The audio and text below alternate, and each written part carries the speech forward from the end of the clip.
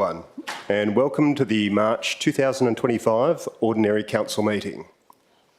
We acknowledge and pay our respects to the traditional custodians of this land, the Whadjuk people of the Noongar Nation, and their elders past and present. I would like to advise everyone that the audio and video of this meeting is being live streamed to YouTube. I request everyone to please turn off your mobile phones. I remind you that any recording of the meeting proceedings and photography within the chamber is prohibited unless prior approval has been granted, and councillors and city officers are reminded to disclose any declarations of financial interests and interests affecting impartiality, and are requested to activate their microphones when addressing the meeting. So, with that, we move on to item 1, which is the declaration of opening. And I declare this meeting open at 1 minute past 6 p.m. Item 2 is a disclaimer. The City of South Perth disclaims any liability for any loss arising from any person or body relying on any statement, discussion, recommendation or decision made during this meeting. Item 3 is announcements from the presiding member, that's me. And councillors, I am sorry to announce that tonight is CEO Mike Bradford's last council meeting at the City of South Perth. Mike joined the city in February of 2021 and has served our district for over 4 years as CEO. Mike's been a tremendously effective CEO during his time at the city, and he's made himself available to elected members, city staff and residents alike. He's built a strong team of highly capable local government professionals and instilled a positive, customer-focused and outcomes-driven culture. Customer satisfaction has measurably and significantly increased under Mike's leadership, and so has staff engagement and satisfaction, which is now well above the sector benchmarks. The city's financial position has demonstrably improved over the last 4 years, with the city transitioning from consecutive operating losses to consecutive operating surpluses. This, in turn, has allowed for the replenishment of the city's financial reserves, necessary for making responsible provision for the replacement and renewal of vital community infrastructure and assets in the future. The city has also adopted a consistent practice of limiting council rates movements corresponding movements in Perth CPI, and under Mike's leadership, the city has developed and approved our new long-term financial plan, which should assist council in setting economically responsible and financially sustainable budgets going forwards. Mike has kept the city focused on the strategic goals and objectives set by council in the Strategic Community Plan and Corporate Business Plan, coordinating and delivering a range of important community projects, including the Redmond Stairs, the purchase of the old Manning Library site from the state government and the development of the new Dome Cafe, the Lake McDougall remediation project, the transition of the city's internal processes to one system, the delivery of the Manning bike track, the transfer of Collier Park Retirement Village to Amana Living, the installation of new floodlights at several of our most popular parks, and the upgrade of Bill Graydon Reserve, to say nothing of the maintenance and renewal of the $800 million in net assets that the city has stewardship on behalf of our community. Mike is a leader who consistently sets the tone from the top and who lives his values. He's earned the respect of our city and our community, and it has been an honour and a privilege to serve with him over the last 4 years. The governance of our city has improved dramatically during Mike's tenure as CEO, resulting in a much greater level of amenity for the community we serve. The role of a local government CEO is a difficult one. I'm not sure that many people understand just how demanding that role is or how important it is to the smooth functioning of a local government. And the challenge before council now is to recruit and appoint a CEO capable of continuing the outstanding work that Mike has done, and I ask all of you to work with me towards that goal. But for tonight, on behalf of the City of South Perth community, I thank Mike for everything that he has done for our community. Mike is someone who has no shortage of career opportunities outside of local government, but who has devoted the last 4 years of his life to making our community a better place to live, work and play. We are all grateful for Mike's knowledge, experience and leadership and wish him the very best in his new role. Ladies and gentlemen, will you please join me in showing your appreciation for our CEO, Mike Bradford.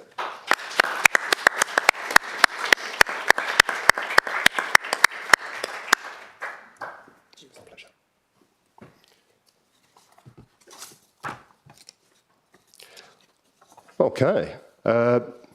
Now the next part in part 3 of the agenda is me presenting this month's mayoral report.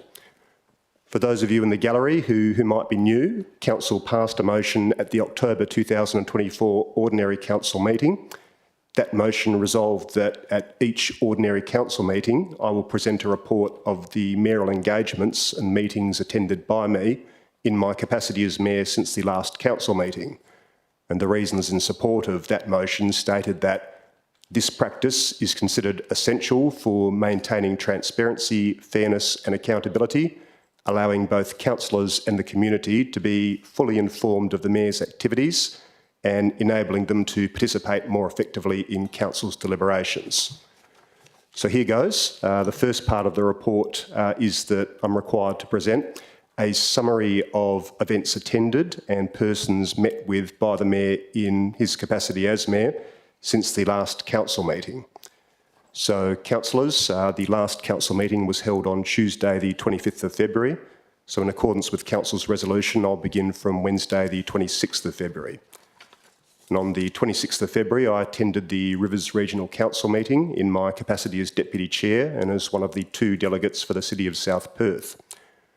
The Rivers Regional Council is a regional council formed under the Local Government Act with a membership of various cities and shires. Its main purpose is to make decisions relating to strategic waste management issues. Last month's meeting was the final meeting of the Rivers Regional Council. The new waste-to-energy plant in Kwinana is operational, and the responsibilities of the Rivers Regional Council under the waste agreements that the participating local governments are party to have been novated to the new Rivers Regional subsidiary, and that's effective from the 13th of January of this year. As such, the Rivers Regional Council effectively wound up its operations from the 28th of February. Almost all of the city's non-recyclable waste will now be processed at the waste-to-energy plant, achieving more than a 99% diversion from landfill, which is a really great outcome and one that is in line with the goals stated in the city's strategic community plan. On Thursday, the 27th of February, I caught up with the Mayor of the town of Victoria Park, Ms Karen Vernon. I think I might have mentioned in previous reports that I try and catch up with the mayors of neighbouring local governments or local governments that the city shares strategic interests with every so often. I've found that it's useful to compare notes and share what we've been up to and discuss opportunities for collaboration and shared learning. As I often say, local government boundaries are only really relevant to local governments. So if there's ways that we can work together that benefits the people that we serve, everyone's a winner. In an effort to try and reduce the length of this report, I'll also note that I met with Mayor Vernon and with City of Canning Mayor Patrick Hall on the 6th of March. On Friday, the 28th of February, I caught up with local business owner Michael D'Amate at the Italian in Men Street. As some of you know, I try and catch up with local business owners every so often to get a sense of how the local economy is doing and what council might be able to do to make our city a better place to do business. We also talked about sports facilities in the city.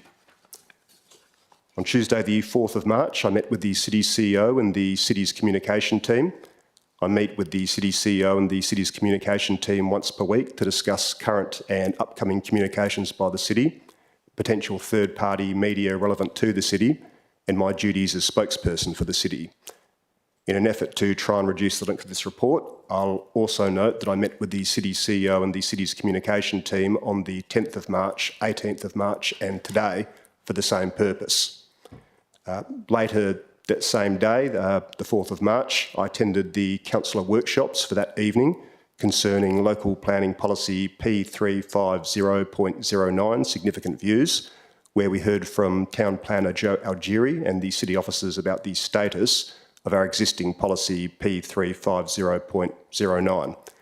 We also discussed the way forward for recruiting a new CEO for the City of South Perth and received information concerning our public open space strategy. On the 5th of March, I met with the City CEO as part of our ongoing weekly meetings. As you all know, I meet with the CEO at least once a week to discuss the local government's affairs and the performance of its functions in line with Section 2.8 of the Local Government Act. And once again, in an effort to try and reduce the length of this report, I'll note that Mr Bradford and I also met on the 11th of March, the 18th of March, and today for the same purpose. Same day, but in the evening, I attended our Ruby Girl in Como for the David's Wine Club dinner, and also to wish local businesswoman, the 2022 RAC and Channel 7 Small Business of the Year award winner, and the 2023 City of South Perth Aspire Community Citizen of the Year, Sarah Yates, the very best as she embarks on new projects, and to thank Sarah for everything that she has done for the local community. On Saturday, the 8th of March, I had the pleasure of attending and helping to open the Manning Laneway Festival.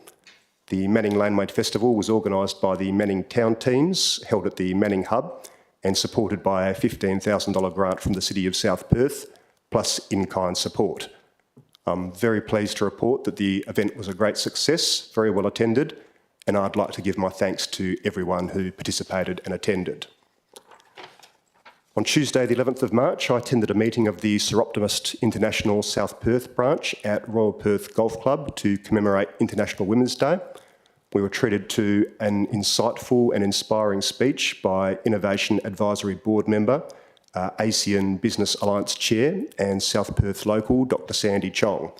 And same day, but in the evening, I served as presiding member at a meeting of the City's Audit, Risk and Governance Committee.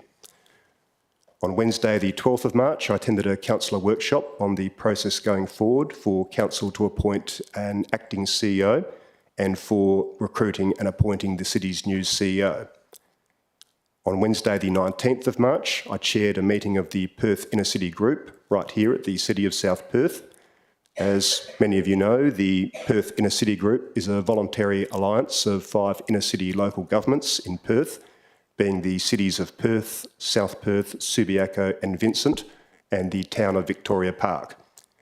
Our objective is to collaborate across our borders to make the Perth Inner City the most appealing destination for our residents, visitors, businesses and investors, and we exist to cooperate, collaborate and visualise the Perth Inner City. Each local government is represented by its mayor and by its CEO.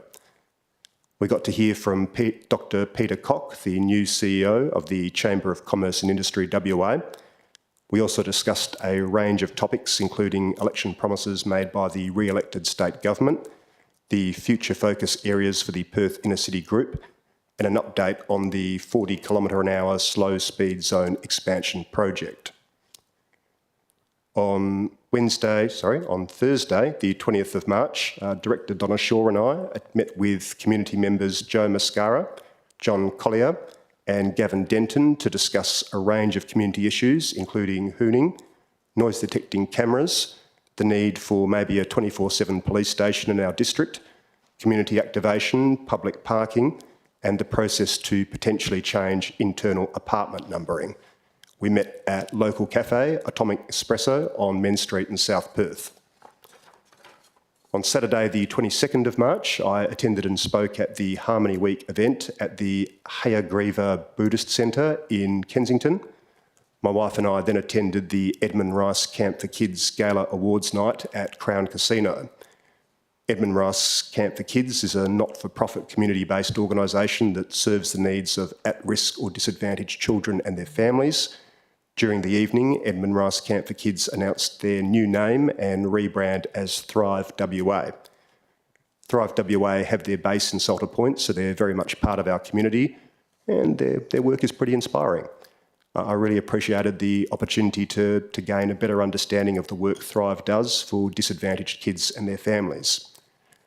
That's the first part of the mayoral report. The second part of Council's resolution requires me to present an overview of the key initiatives, issues and matters that I've been addressing in my capacity as Mayor since the last Council meeting.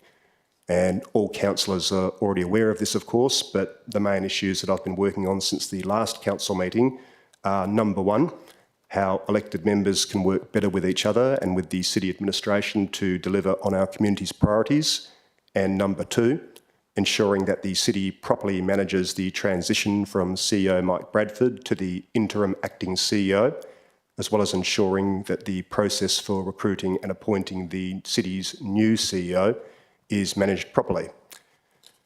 And with that, we're up to date. All right. That takes me to item 4, which is attendances. I haven't received any apologies for this evening and there's no approved leaves of absence. Item 5 is declarations of interest. So bear with me, I'm going to take a sip of water before I read all of these out. Okay, there's a few of them, so bear with me. Councillor Mary Choi has declared an impartiality interest in item 10.1.1 as landowners or residents near or around the Collins Street Centre are or may be known to me. Councillor Mary Choi has declared an impartiality interest in item 10.1.2 as landowners or residents near or around the Sir James Mitchell Park, Elam Street End are or may be known to me. Councillor Jennifer Navard has declared a financial and proximity interest in item 10.3.1 as I live in a city location that affords significant views. I am one owner of the property I live in. Councillor Mary Choi has declared an impartiality interest in item 10.3.1 as landowners or residents with significant views are or may be known to me. Councillor Jennifer Navard has... Is that the same one? Yeah, that is the same one. My bad. Go to Councillor Kaylee Prendeville, has declared an impartiality interest in item 10.3.4 as a family member of mine is a member of the Collier Pines Ladies Golf Club. Mayor Greg Milner, that's me, I've declared a financial and proximity interest in item 10.3.8 as this application relates to a property that is across the road from a property that is owned or indirectly owned by persons who contributed to my re-election campaign in 2023. This application could also potentially result in a financial gain, loss, benefit or detriment for those persons. CEO Mike Bradford has declared an impartiality interest in item 10.5.1 as this item relates to my contract of employment. Director of Development and Community Services, Ms Donna Shaw, has declared a financial interest in item 15.1.2 as in accordance with section 5.60A of the Local Government Act 1995, I declare a financial interest in item 15.1.2, appointment of Acting Chief Executive Officer, and as such, the decision may result in a financial gain. Director of Corporate Services, Mr Gary Adams, has declared a financial interest in item 15.1.2 as I am an applicant for the acting CEO appointment. Director of Infrastructure Services, Ms Anita Imprimo, has declared a financial interest in item 15.1.2 as I was an applicant for the role of acting CEO. And Councillor Jennifer Navard has declared an impartiality interest in item 10.5.8 as I share an interest with many South Perth ratepayers on proximity to a road reserve with a street verge. Councillors, does anyone else have any declarations that they'd wish to make? Councillor Choi. Oh, I see, it's been updated. Is it 10.5.8? All right, I'll read that one as well. So Councillor Mary Choi has also declared an impartiality interest in item 10.5.8 as aside from having a common interest with others in the district, in that I have a verge tree and other properties, I am or may have a beneficial interest in, I may also have verge trees. There are landowners or residents with not only verge trees, but trees located in close proximity to land that is vested or managed by the city that are or may be known to me. Any others that we've received? No. Councillors, any other declarations that anyone wishes to make? Councillor Choi. Thank you, Mr Mayor. Just following on from that updated impartiality interest, just because it's a new agenda item following last week's agenda briefing. I just wanted to get advice as to the verge trees generally, because I know that the new policy that's been proposed to be updated tonight considers verge trees. And is it the same as like the 40 kilometre per hour item that we're also considering tonight? That's a common interest if we've got a verge tree, and we're going to be discussing that in that policy tonight. Mr Hindle? That's correct. It's an interest in common. Thank you, Mr Hindle. Councillors, any other declarations to be made this evening? I'm going to take that as a no. Okay. Oh, thanks. All right. Okay, that brings us to item 6, which is public question time. Item 6.1 is responses to previous public questions taken on notice, which is nil. Item 6.2 is public question time itself. So I now open public question time at 20 minutes past 6 p.m.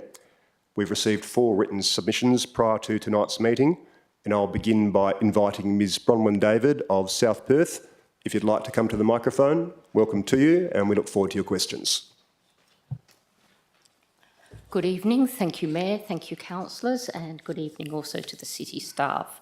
I believe you may have in front of you images of my pet dog.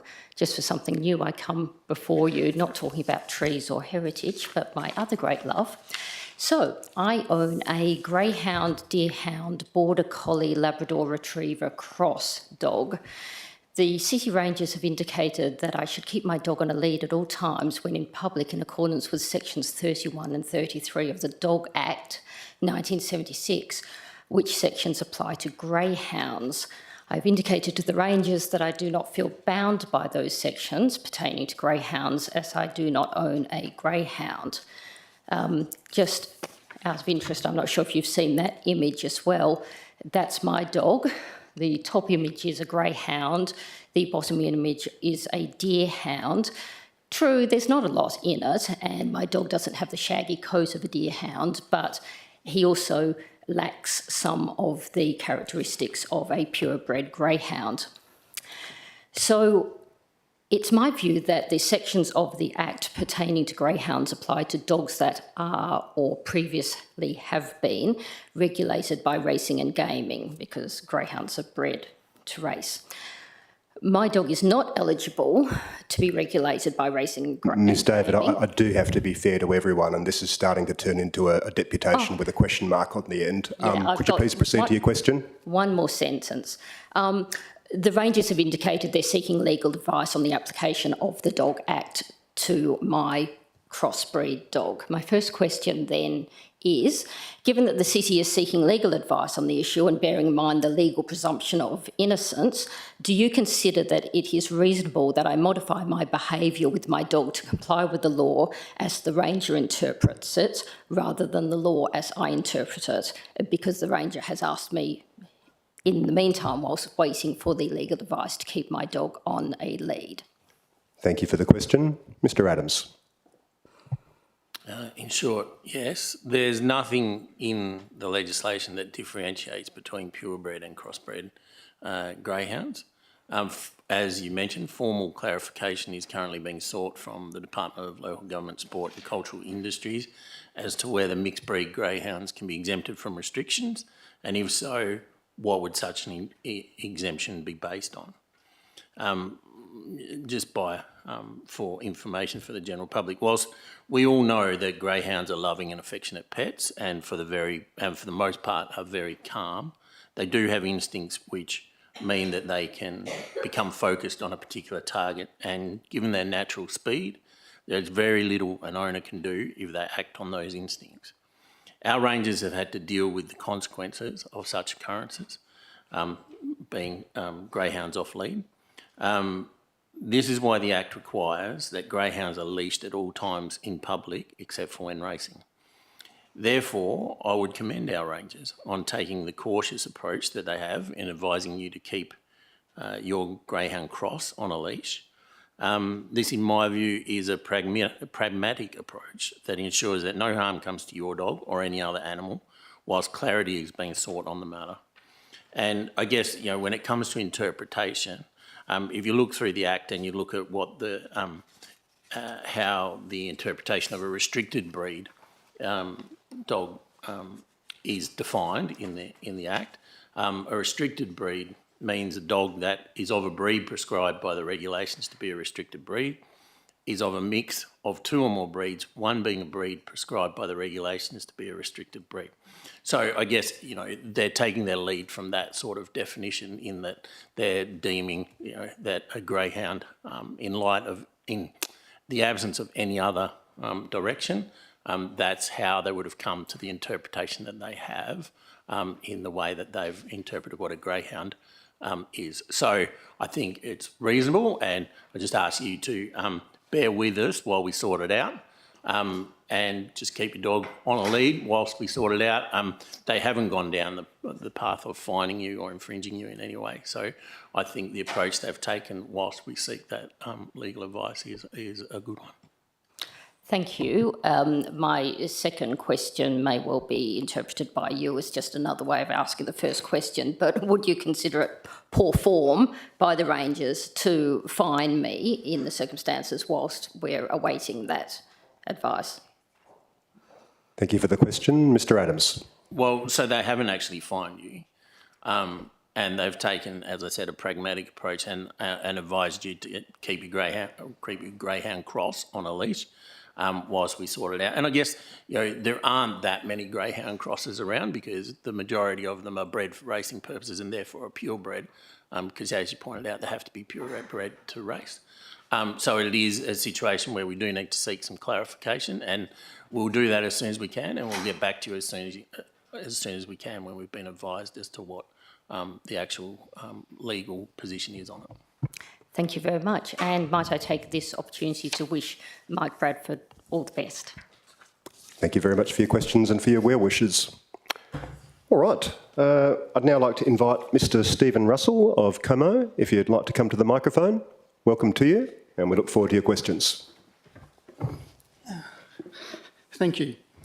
My questions relate to development application DAP 2402-786, a 9-storey residential development on Stone Street. Recently approved by DAP, and in particular the design review process that resulted in design excellence being satisfied, thereby allowing the development to be increased from 5 storeys to 9 storeys as allowed under LPS 7. Note that my questions relate to process and not a judgment of what is and what is not excellent design. Hence, first question. Prior to the DA lodgement in October 2024, there were 4 design review panel meetings, each with a minimum of 3 DRP members, which decided that excellent design had not been satisfied. Indeed, at DRP meeting number 4, the panel concluded that 6 of the 10 design principles needed further attention. Noting that the 4 previous meetings had multiple members in attendance, what were the circumstances that resulted in a singular member attending the 5th and the 6th design review panel meeting, that is post-DA lodgement, thereby being the sole decision maker to decide, in his view, that design excellence had been satisfied? Thank you for the question. Ms Shaw. Thank you, Mr Mayor. At the 4th DRP meeting, the panel determined that if the applicant addressed the comments and recommendations raised during previous meetings as outlined in the minutes, the application could undergo a further single review by the DRP chair to assess whether the recommendations had been implemented. As part of the chair's review process, the chair has the discretion to consult other panel members. Given that some outstanding matters specifically related to sustainability, the chair referred the proposal to the sustainability expert on the panel to inform the final recommendation. Following verification that the implementation of panel recommendations had occurred, the chair determined the proposal had achieved design excellence. Second question. For the 4 design review meetings prior to DA lodgement, what was the net expense to the city, if any, which as a minimum would cover city officers' time, DRP member fees and expenses? And is it possible that this be provided in a breakdown per meeting in the minutes? Thank you. Ms Shaw. Thank you, Mr Mayor. For the 4 meetings prior to DA lodgement, the applicant paid $3,523.50 in fees. The total cost in fees, including the 5th single review, was $3,908.50. The total cost of the 5 DRP meetings was $16,019. However, this is not specific to 13 Stone Street and includes other items on the agenda. The fee payable to the DRP chair is $275 per hour, plus 1 hour preparation, plus 1 hour minute preparation. And for the DRP members, $242 per hour, including 1 hour preparation. The City does not record officer time as part of presenting to the DRP. Third question. For the State Design Review Panel, which I understand is the review body for Tier 2 developments, is there a quorum requirement for meetings? Thank you. Ms Shaw. Thank you. The West Australian Planning Commission State Design Review Panel Terms of Reference 2024 do not provide a quorum for meetings. However, state that for individual project design review, panels of 3 to 7 pool members will be constituted by the SDRP chair based on the complexity of the project under review and its key design issues, taking into account member expertise, availability and conflicts of interest. Thank you, Ms Shaw, and thank you, Mr Russell, for the questions. I'd now like to invite Ms Sinead Ballantyne of South Perth. If you'd like to come to the microphone, welcome to you, and we look forward to your questions. You must be Mr Raoul Ballantyne. Correct. Excuse me. Good evening, Mayor Milner and councillors. Excuse me.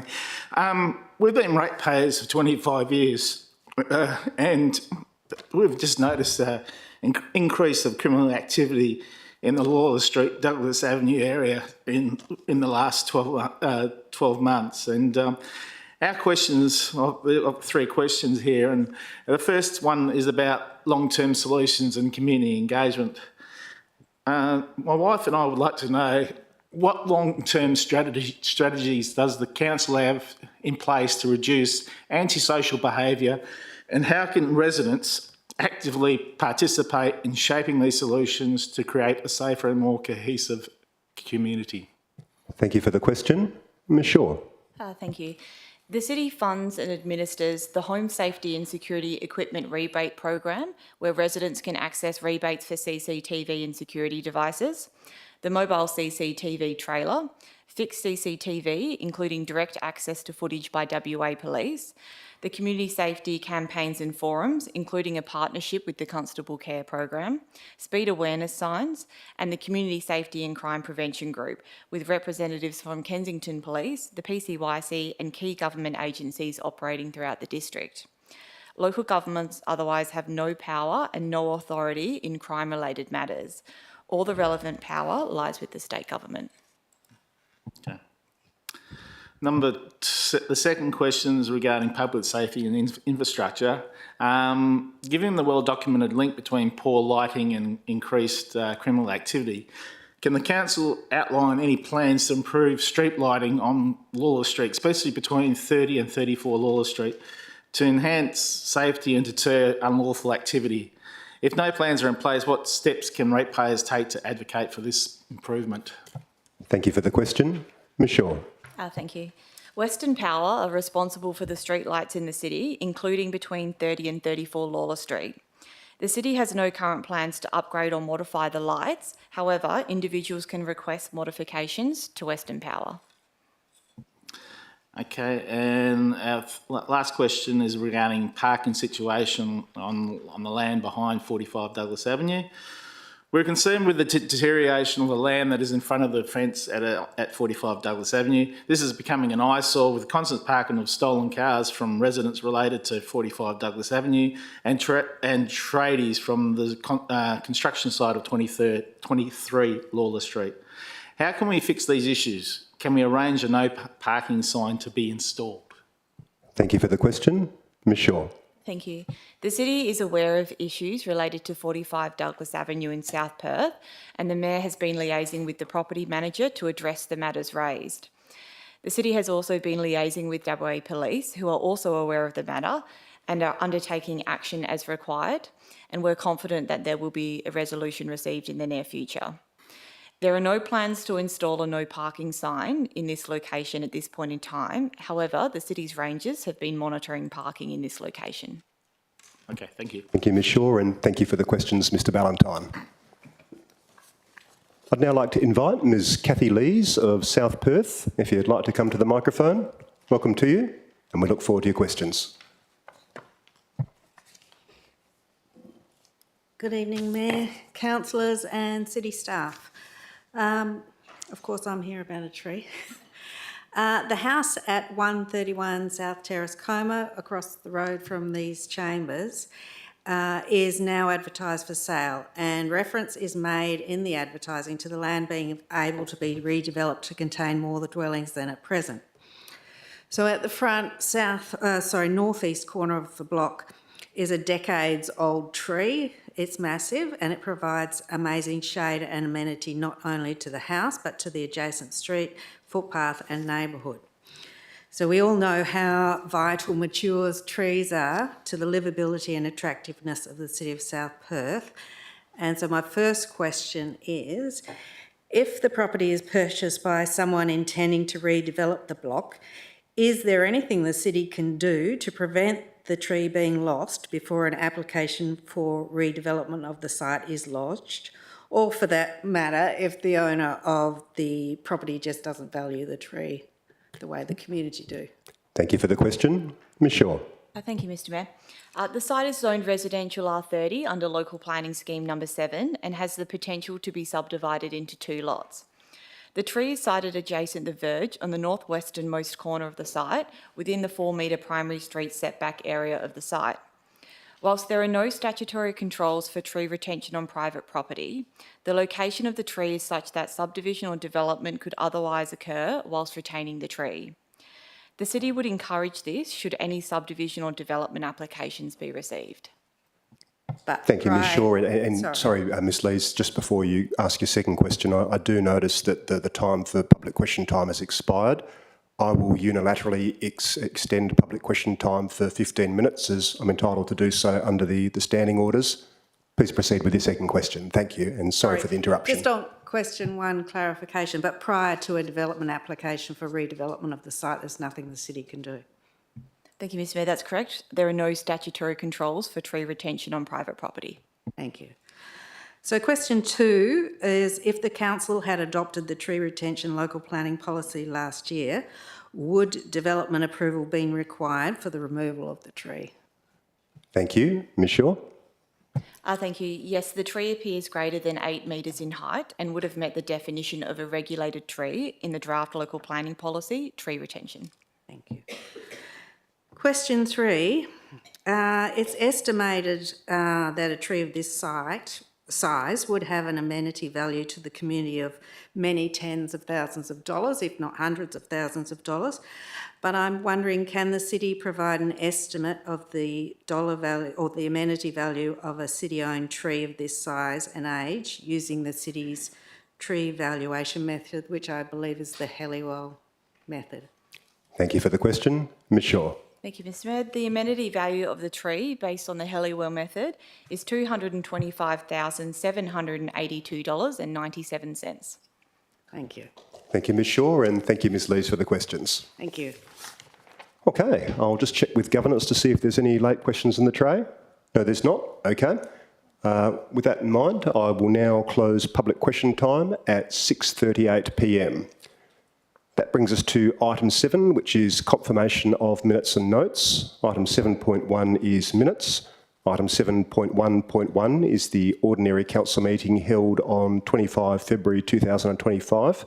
And I'm about to look for a mover and a seconder for a motion that the minutes of the ordinary council meeting held on 25 February 2025 be taken as read and confirmed as a true and correct record. Councillor Coveney to move, thank you.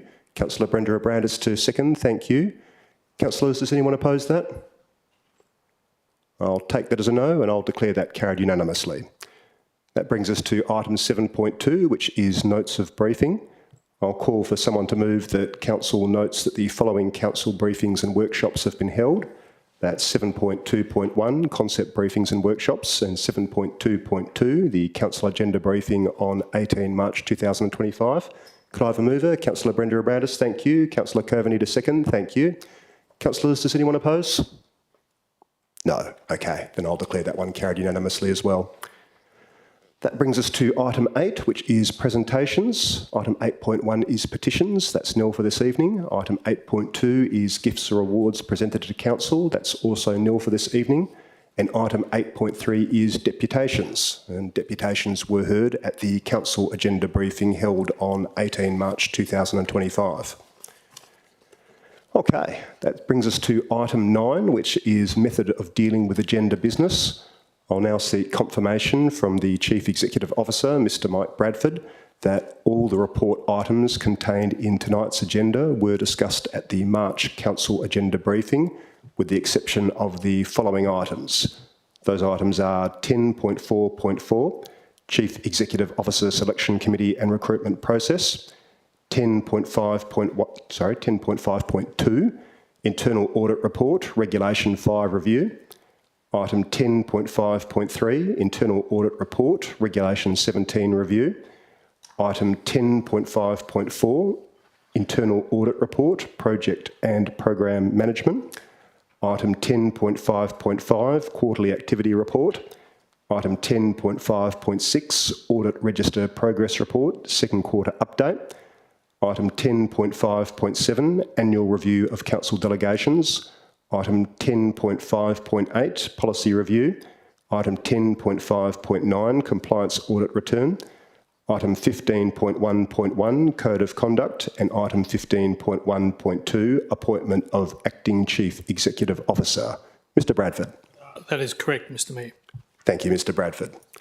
Okay, so with the exception of those items to be withdrawn for discussion this evening, reports will be adopted by exception resolution. And by this, I mean that the officer recommendation will be adopted as is without any discussion or amendments. The following items have been withdrawn for this evening. That's item 10.3.1, entitled Revocation of Local Planning Policy, P350.09, Significant Views. The reasons for that is Councillor Jennifer Navard has a financial and proximity interest. Council adjourned debate on the officer recommendation at a previous meeting, and also because Councillor Bronwyn Waugh has an alternative. Item 10.3.8, entitled Proposed Change of Use, Multiple Dwellings to Use Not Listed, Carers Respite Accommodation, Lot 34, number 35/87 South Perth Esplanade, South Perth. The reason for that is I've declared a financial and proximity interest in that item. Item 10.4.4, Chief Executive Selection Committee and Recruitment Process. The reason for that is an absolute majority is required. Item 10.5.2, Internal Audit Report, Regulation 5 Review. The reason for that is it's a new report presented from the Audit, Risk and Governance Committee meeting held on the 11th of March. Item 10.5.3, entitled Internal Audit Report, Regulation 17 Review. The reason for that is that's also a new report presented from the Audit, Risk and Governance Committee meeting held on 11 March. Also, item 10.5.4, Internal Audit Report, Project and Program Management. The reason, once again, is that's a new report presented from the Audit, Risk and Governance Committee meeting held on 11 March. Item 10.5.5, entitled Quarterly Activity Report. Again, that's a new report presented from the Audit, Risk and Governance Committee meeting held on 11 March 2025. Item 10.5.6, Audit Register Progress Report, Second Quarter Update. Same reason, it's a new report presented from the Audit, Risk and Governance Committee meeting held on the 11th of March. Item 10.5.7, Annual Review of Council Delegations. The reason, once again, it's a new report presented from the Audit, Risk and Governance Committee meeting held on the 11th of March, but also because an absolute majority is required. Item 10.5.8, entitled Policy Review. The reason, once again, it's a new report presented from the Audit, Risk and Governance Committee meeting held on 11 March. And item 10.5.9, entitled Compliance Audit Return. The reason is it's, again, a new report presented from the Audit, Risk and Governance Committee meeting held on 11 March. Councillors, are there any other items to be withdrawn for discussion this evening? That's a no, okay. In that case, I'm about to call for a mover and a seconder to carry the following items by exception resolution. Item 10.1.1, entitled Proposed Closure and Amalgamation of Road Reserves near the Collins Street Centre. Item 10.1.2, Sports Spaces Investigation / Feasibility Study, Sir James Mitchell Park, South Perth, Elam Street End. Item 10.3.2, Scheme Amendment Number 1 to Local Planning Scheme Number 7, Short-Term Rental Accommodation, Final Adoption. Item 10.3.3, 40 km/h residential zone speed limit proposal. Item 10.3.4, Collier Park Golf Course Development Agreements. Item 10.3.5, Draft Local Planning Policy, Unhosted Short-Term Rental Accommodation, Final Adoption, and Revocation of Policy 350.18, Short-Term Accommodation. Item 10.3.6, Proposed Change of Use, Multiple Dwellings to Unhosted Short-Term Rental Accommodation, Lot 8, Number 8/5 Clarence Street, South Perth, Section 31 Reconsideration. Item 10.3.7, Proposed Change of Use, Grouped Dwelling to Unhosted Short-Term Rental Accommodation, Lot 4, Number 4/30 Axford Street, Como. Item 10.3.9, Proposed Change of Use, Multiple Dwelling to Unhosted Short-Term Rental Accommodation, Lot 9, Number 9/1 Western Avenue, South Perth. Item 10.3.10, Proposed Change of Use, Single House to Unhosted Short-Term Rental Accommodation, Lot 88, Number 7 Henley Street, Como. Item 10.3.11, Proposed Change of Use, Multiple Dwelling to Unhosted Short-Term Rental Accommodation, Lot 11, Number 111/29 Melville Parade, South Perth. Item 10.4.1, Listing of Payments, February 2025. Item 10.4.2, Monthly Financial Statements, February 2025. Item 10.4.3, Electors General Meeting 2023/24. And item 10.5.1, Independent Facilitator for Chief Executive Officer Evaluation Process, 2024/25. Can I have a mover, please? Councillor Coveney, thank you. Someone to second? I guess I'll second it. Does anyone oppose, councillors? That's a no? Okay. Those items have all just been passed by exception resolution in accordance with clause 5.5 of the City of South Perth Standing Orders Local Law 2007, and the officers' recommendations have been accepted by council. We will now be moving on to the first of those reports identified to be withdrawn for discussion this evening. That is item 10.3.1, entitled Revocation of Local Planning Policy, P350.09, Significant Views. So, before I begin on this item, yes, Councillor Navard is exiting the chamber. So I'll just wait for... Very good, and I can confirm for the tape that Councillor Navard has now left the chamber. Now, councillors, before we begin, you may recall that debate on this item was opened up at the ordinary council meeting held on the 10th of December 2024. It was adjourned to this meeting. Prior to the adjournment, the item was moved by myself and seconded by Councillor Brenda Abrandis, but during the debate, neither I nor Councillor Brenda Abrandis spoke, so both of us still have that ability to speak during this debate. Councillors Nick Coveney, Jennifer Navard, Blake D'Souza and Hayley Prendeville all spoke against the recommendation, and it was at this point that Councillor Glenn Cridland moved a motion to adjourn the debate. So at this point, I think it's my turn to ask if someone who hasn't already spoken would like to speak for the officer recommendation. All right, is there anyone? Oh, Councillor Brenda Abrandis. Yes, thank you, Mr. Mayor. I am speaking for the officer's recommendation for the following reasons. Firstly, we've had a workshop and we've discussed the requirements for this policy and the fact that this policy is somewhat redundant, given that the R codes already contain the provisions that we need to have in place with regard to building height and the compliance requirements around building height.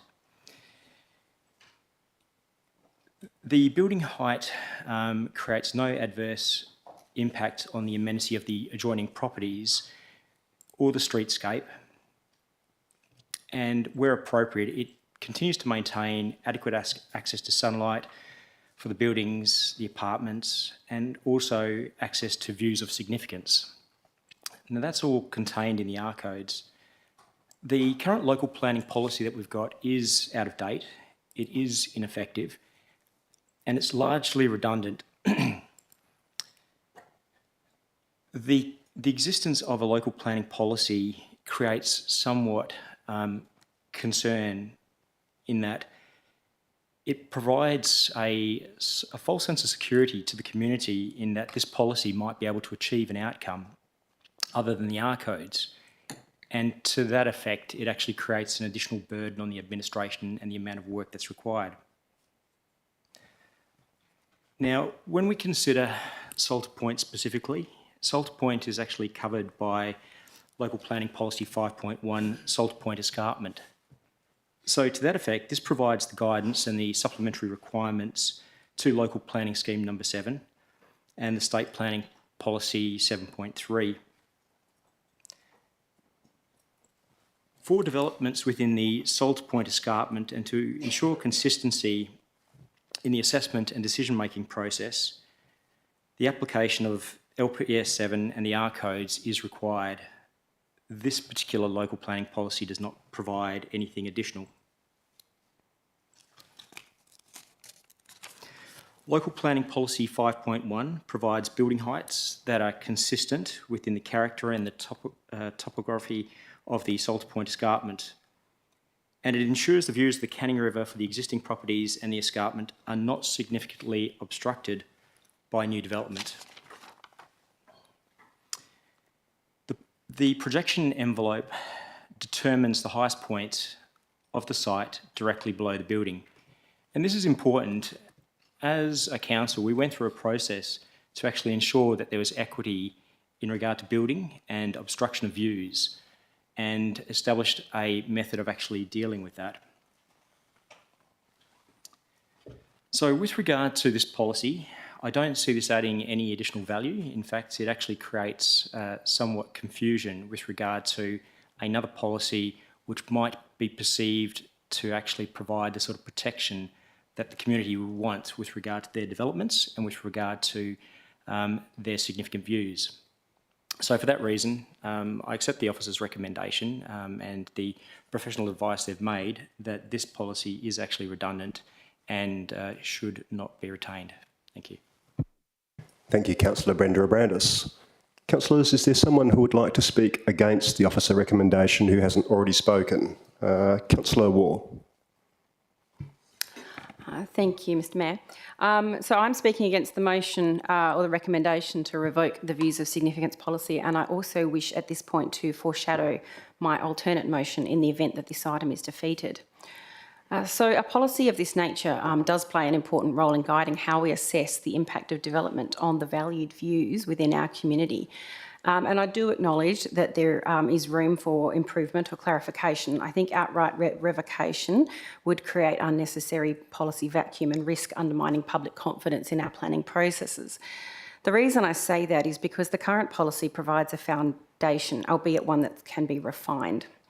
It's true that SAT decisions have not always aligned, are not always aligned in their reasoning, and in my view that is exactly why we need a clearly articulated local policy, because relying on the shifting interpretations or case-by-case discretion is neither transparent nor fair. So rather than removing the policy altogether, I propose an alternate motion actually to replace the policy and strengthen it, and specifically I suggest that we incorporate the evaluative test already in use by our planners, which is an approach that has been derived from the tribunal decisions, and it balances both legal principles and practical applications. So Councillor Brenda Abrandis did refer to the R codes, but I must say that the R codes only states, where appropriate, maintains access to views of significance. It does not set out the criteria as to how you assess those views. So the test that Director Shaw in the last meeting referred to from the tribunal asks three simple, important questions, which is what is the existing access to the view, how can that be maintained, and does the proposal maintain it? So by codifying the test into policy, what we can do is we can clarify the approach with clear and objective criteria that we're able to formalise existing practice, give clearer guidance to applicants and residents, and to align our approach with accepted planning standards. So I do ask everybody, please, instead of stepping back from the policy altogether, let's take a step forward and improve what we have. Thank you. Thank you, Councillor Waugh. Councillors, is there anyone who would like to speak in favour of the officer recommendation who hasn't spoken yet?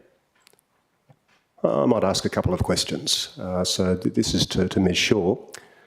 So, at the recent councillor briefing session on, I think it was the 4th of March, the question was asked of independent town planner Mr Joe Algieri as to whether or not there might be any benefit in a strengthened significant views policy. What was Mr Algieri's response to that question? Thank you, Mr Mayor. So Mr Algieri's response was that there was no need for a strengthened significant views policy. Thank you. And I guess my second question was, at last week's agenda briefing, you mentioned that where significant views are relevant to a development application, the city's planners follow the test set out in Warden and Town of Mosman Park, which I think is what Councillor Waugh is referring to.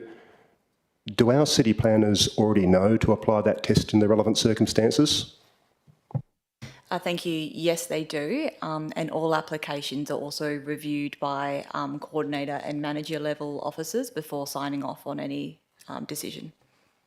All right, thank you. On the basis of that, I will speak. So, councillors, there did seem to be some misunderstanding about the merits or the utility of this redundant policy at the December 2024 Ordinary Council meeting.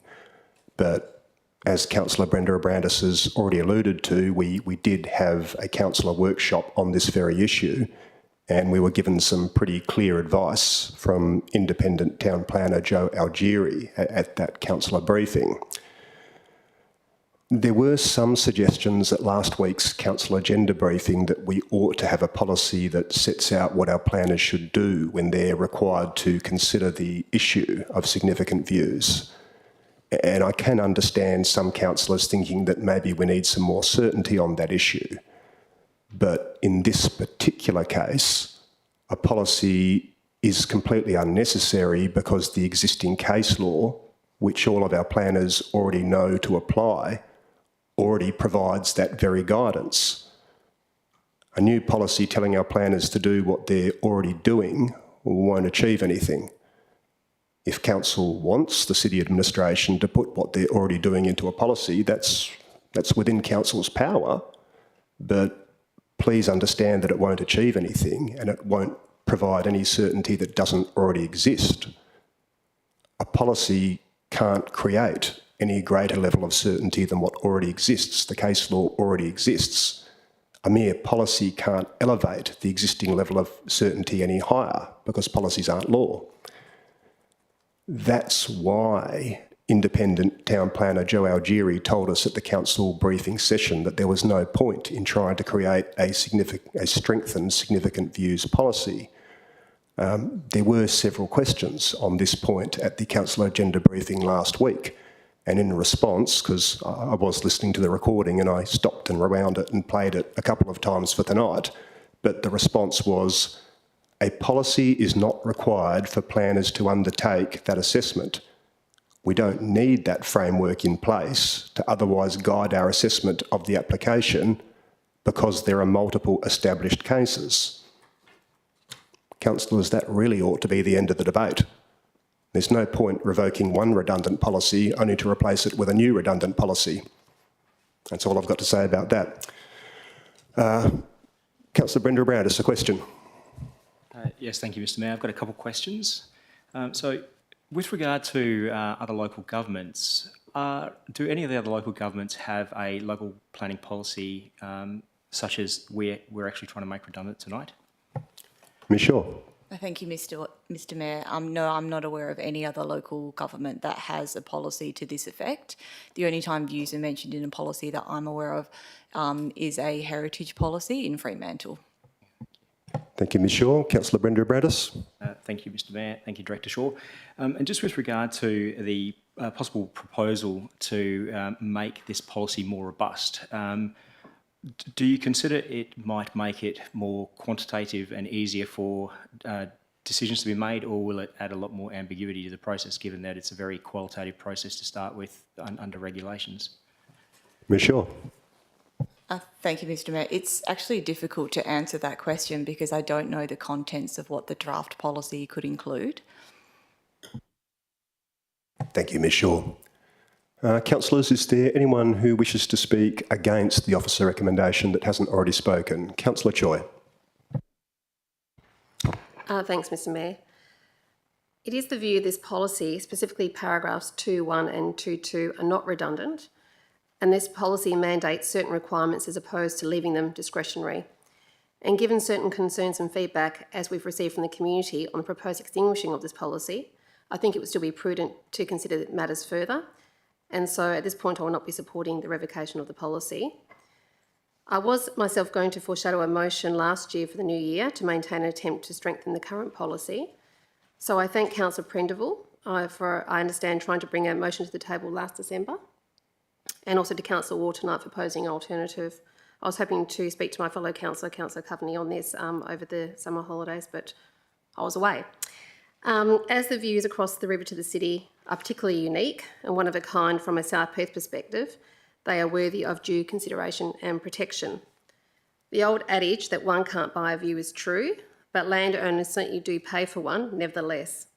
Just ask any resident or agent and review the state's GRV attributed to and the council rates levied on those type of properties in the area. It speaks for itself. Landowners who are also the city's ratepayers expect and deserve certainty when purchasing their properties. Therefore, for these and other reasons that have already been outlined tonight, I cannot support the recommendation, but will await debate on the alternative. Thank you. Thank you, Councillor Choi. Councillors, is there anyone who hasn't spoken but who would like to speak either for or against? No. Okay. In that case, I'll put the officer recommendation to the vote. Councillors, please cast your votes.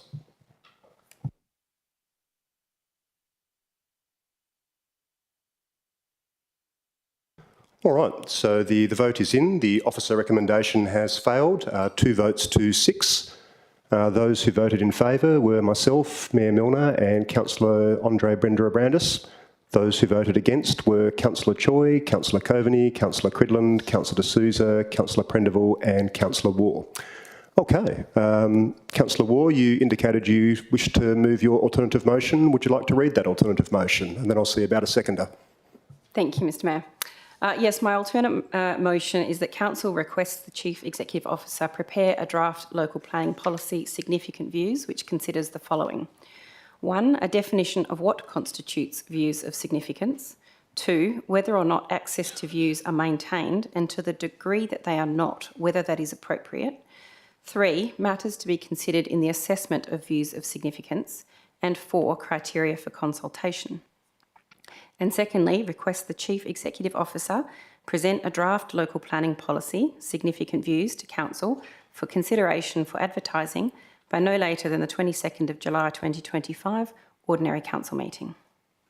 Thank you, Councillor Waugh. Councillor Coveney, you wish to second? Councillor Waugh, the floor is yours. Thank you, Mr Mayor. So I'm asking for everybody's support this evening for my alternate motion concerning the views of significance policy. My motion seeks to install a new policy to codify the evaluative test that our planning staff, as I understand it, already apply in practice.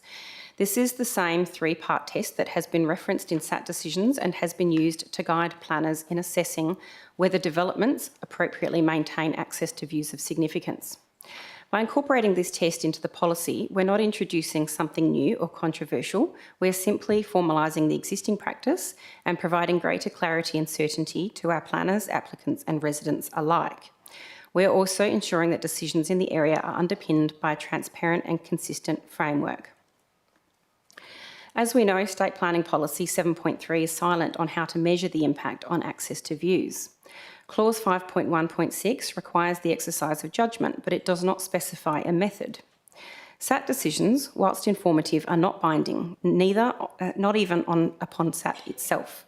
So the absence of a statutory guidance creates inconsistency and uncertainty, and that's where this local planning policy can and should step in. The words contained in the R codes that states maintain access to views are not defined and they are ambiguous. Relying on ordinary dictionary definitions is not a planning strategy. Instead, we can define the approach in a principled and objective way by integrating established metrics and clear criteria. These include qualitative metrics like field of view and percentage obstruction, principles recognising that iconic, panoramic and waterfront views hold greater significance than others, the idea that views from primary living areas and standing positions may carry more weight than from bedrooms or side windows, and where appropriate, community input and visual sensitivity analysis to support a more comprehensive assessment. So what this achieves is twofold. First, it gives our planners the clarity that they need to make robust, defendable recommendations. And second, it gives the community the confidence that their concerns about views, often highly emotive and subjective issue, are being considered through a fair, consistent and objective lens. The approach is neither radical nor onerous, it simply reflects good governance. It shows that Council understands the importance of policy clarity and is committed to providing it. So in light of that, I urge all of my fellow councillors to please support the alternate motion to improve our policy, not remove it. It's the right outcome for the city, for our planners and most importantly, for our community. Thank you. Thank you, Councillor Waugh. Councillor Coveney. Thank you, Mr Mayor. I spoke at length about this last year. Frankly, I couldn't make submissions more than those put and those tonight by Councillor Choi and Councillor Ward just then. Thank you, Councillor Coveney. Councillors, does anyone wish to speak either for or against? Nope. Oh, Councillor Brenda Brandis. Thank you, Mr Mayor. I've got a few questions. Far away. Thank you. With regard to this alternative motion tonight, would this provide any additional protection, for example, on South Perth Esplanade with regard to views, taking into consideration state-owned land and also apartment buildings? Ms Shaw. Thank you, Mr Mayor. So again, I don't know the exact content of the draft local planning policy in respect to its application and whether it would apply to apartments or not. But in respect to the foreshore, as I mentioned at the agenda briefing, the foreshore is reserved land. So this policy wouldn't apply to a development application on the Swan River foreshore. The Minister for Environment would determine an application in that area because it's within the Swan Canning Development Control Area. Thank you, Ms Shaw. Councillor Brenda Brandis. Thank you, Mr Mayor. Thank you, Director Shaw. With regard to the consideration for this alternative motion, everything that's actually included for consideration, is that ordinarily what you would be required to do under the R codes to consider significant views? Ms Shaw.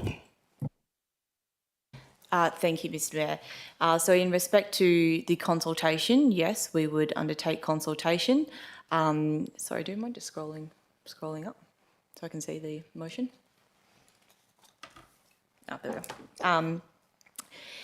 In terms of the definition of what constitutes a view of significance, that's not contained within the R codes, but that has been established through various SAT cases. Whether or not access to views are maintained and to the degree, again, that's a SAT case already. Matters to be considered in the assessment of views of significance, that's something that we would draft and prepare.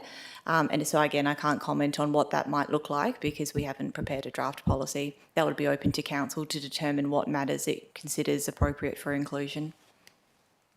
Thank you, Ms Shaw. Councillor Brenda Brandis. Thank you, Mr Mayor. Thank you, Director Shaw. With regard to the application of significant views, how difficult would it be to bring that into consideration, given that you, of course, might have multiple parties losing significant views from different angles? So would that be any different if this alternative motion was in place, and obviously quite a lot of work would needed to be built up with regard to defining significant views and how to try to measure those. Would that be quite a significant undertaking required, and what sort of measurement process do you think you might need to implement if you had to take into consideration multiple parties losing views of significance? Ms Shaw. Thank you, Mr Mayor. I think it depends what criteria is included in the draft policy. So, for example, if the policy prescribed where you would need to consider views from, as in what properties would otherwise be affected, that could potentially limit the city's assessment in terms of impact on views of significance, because it would prescribe what adjacent properties we would otherwise consider in terms of their views and potential loss of views. In terms of, say, for example, if there was prescriptive criteria on the percentage of a view, we would need to almost work out what percentage of that view would be considered from which property, and it may impact one property more than another property. We would also need to consider what access to view of significance was actually lost. And at the moment, we would consider the pre and post development likely impacts, but if a certain percentage was prescribed in the policy, that may be lesser than what would otherwise have been considered in a discretionary assessment. Thank you, Ms Shaw. Any further questions? No. Okay. Does anyone wish to speak either for or against the alternative motion? Nope. There being no debate, no need for another question, Councillor Brenda Abrandis? No, Mr Mayor, I was actually going to speak against the item. Far away. Yep.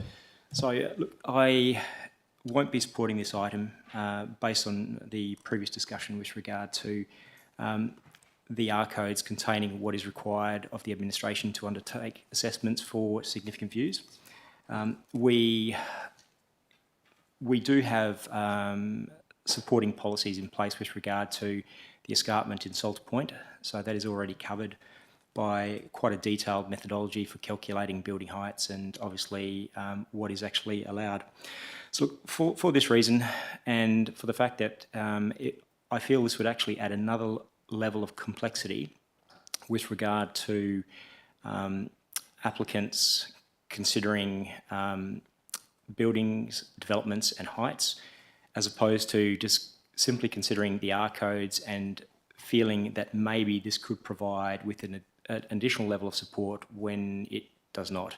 So for that reason, I won't be supporting the alternative motion tonight. Thank you. Thank you, Councillor Brenda Abrandis. Councillors, is there anyone who wishes to speak either for or against? Question, Councillor Choi? Yeah, thanks, Mr Mayor. I'm just wondering if, say, a portion of Crown land or city freehold land was ever rezoned in the future, e.g. urban, and part of that was then able to be sold off privately, this policy would then come into play, wouldn't it?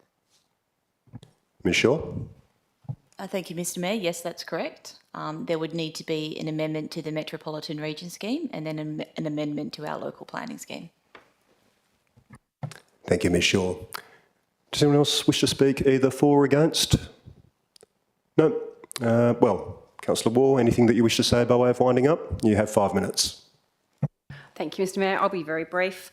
I just wanted to say that this policy actually impacts, or it's quite significant. It's a matter that's very significant to quite a number of people in our community. It's not just relating to people in South Perth in respect to the foreshore. There are also a lot of views of significance, one would argue, in places such as Kensington, Como, Waterford, and lots of other, areas where the undulating ground provides those views. So having a policy there where there's a proposed development that could impact upon those views and significantly impact the values of the properties impacted is a good thing. So having, I've already said that the SAT cases, although they're established, the purpose of this policy is to bring all of those tests in together to make it a very simple process for developers and the community to know and understand what is required. So in that respect, it's merely importing established principles into a single place of policy, and that'll also make it easier for our planning staff under delegation to be able to make their decisions. Thank you. All right, thank you, Councillor Waugh. Councillors, I'm now putting Councillor Waugh's alternative motion to the vote. Please cast your votes.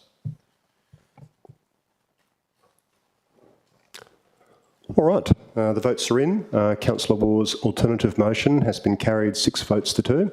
Those in favour were Councillor Choi, Councillor Coveney, Councillor Cridland, Councillor D'Souza, Councillor Prendeville and Councillor Waugh. Those against were Councillor Brenda-Abrandis and myself, Mayor Milner. Okay, that brings us to item 10.3.8, entitled Proposed Change of Use. We'll just we'll fetch Councillor Navard back, and then I will have to take my leave very shortly. But before I do that, it's item 10.3.8. It's entitled Proposed Change of Use, Multiple Dwelling to Use Not Listed, Carers Respite Accommodation, Lot 34, number 35/87 South Perth, Esplanade, South Perth. Councillors, as you know, I've declared a financial and proximity interest in this item. I'll be leaving the chamber for the duration of this item. Councillor Waugh, if you'd come and occupy my place for this item, you'll need to bring your microphone with you. And if someone could come and get me after this item is concluded, I would be grateful. See you soon.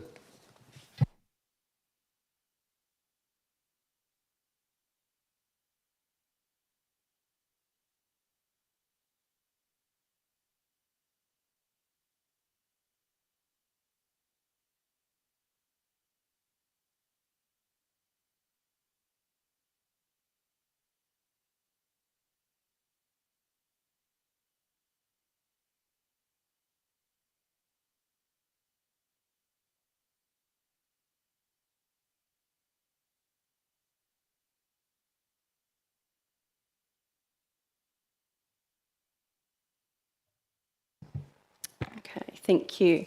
So in respect to item 10.3.8, as Mayor Milner has introduced, can I have a mover for the motion, please? Councillor Coveney, and can I have a seconder? Councillor Navard, thank you. Councillor Coveney, do you wish to speak to this item? No. Councillor Navard, do you wish to speak to this one? No, Madam Chair. Thank you. Okay, councillors, does anybody wish to speak for or against the motion? No. Okay, I will put the motion to a vote then.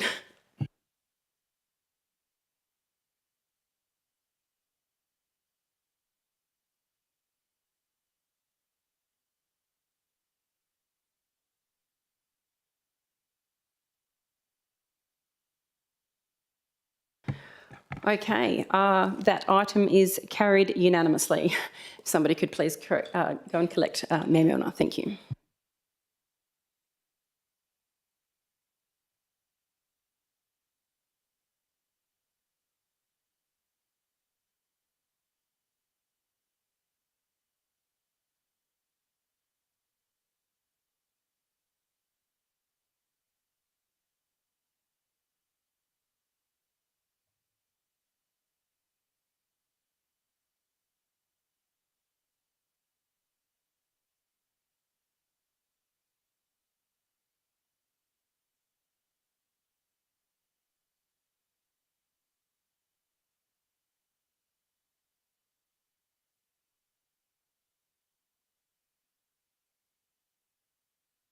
All right, thank you everyone. We now turn to item 10.4.4, entitled Chief Executive Officer Selection Committee and Recruitment Process. We have an officer recommendation before us. I haven't received any alternative or amended motions. Does anyone wish to move the officer and the... Sorry, I've jumped ahead one. Does anyone wish to move the officer recommendation? Councillor Coveney, thank you. Seconded by... Oh, right, yes, sorry. I understand that you wish to move an amended motion, Councillor Navard, that adds you to... I think that makes the entire council on the list for item 4. Okay, so I'll just confirm with the mover and the seconder that they're all okay with that. I'm sure they will be. Councillor Coveney, are you all right with item 4 being amended so that Councillor Navard joins the other 8 councillors? Yes, please. All right. Councillor Brenda-Abrandis, you all right with that as well? Okay.